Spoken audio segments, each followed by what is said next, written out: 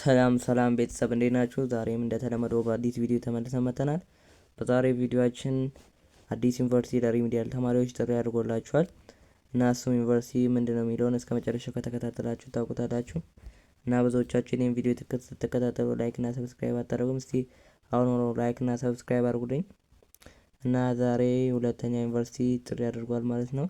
ቀደም በሰራሁት ቪዲዮ ላይ ደብረ ማርቆስ ዩኒቨርሲቲ ጥሪ አድርጎላችሁ ነበር። ለደብረ ማርቆስ ዩኒቨርሲቲ የተመደባችሁ ተማሪዎች ቀደም ቪዲዮ ሰርቼላችኋለሁ፣ እሱን ገብታችሁ ማየት ትችላላችሁ።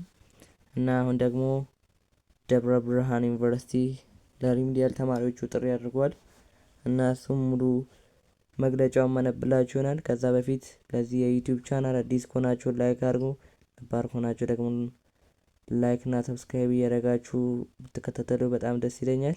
እና ከዛ በፊት ስፔሻል ክላስ እንዳቋቋመን ይታወቃል እና እሱ ላይ ገብታችሁ ጆይን ማድረግ ትችላላችሁ። ለመመዝገብ 200 ብር ብቻ ነው የሚያስፈልጋችሁ ማለት ነው።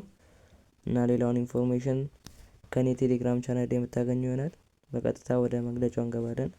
በደብረ ብርሃን ዩኒቨርሲቲ አዲስ የተመደባችሁ ተማሪዎች በሙሉ በ2018 ዓ.ም የ12ኛ ክፍል ብሔራዊ ፈተና ወስዳችሁ የማካካሻ ትምህርት ለመከታተል የደብረ ብርሃን ዩኒቨርሲቲ የተመደባችሁ ተማሪዎች የመዝገባ ጊዜ ታህሳስ 2 እና 3 2018 ዓ.ም ስለሆነ በተመደባችሁበት ካምፓስ በአካል በመገኘት መመዝገብ የምትችሉ መሆኑን እየገለጽን ከተጠቀሱት ቀናት ቀደም ብሎም ሆነ ዘግይቶ የሚመጣ ተማሪን የማያስተናግድ መሆኑ እንገልጻለን ይላል። ማሳሰቢያ፣ ለመመዝገብ ስትሄዱ እነዚህ ነገሮች መያዝ ይኖርባችኋል።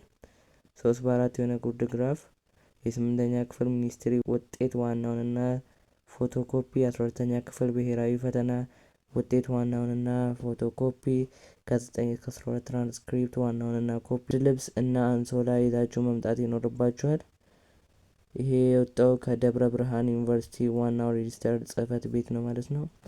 እንደምትመለከቱት ምስሉ ላይ ሙሉ መግለጫው አለ። እሱም ማንበብ ትችላላችሁ። እና ይሄ ቪዲዮ ከጠቀማችሁ ላይክ እና ሰብስክራይብ አድርጉ።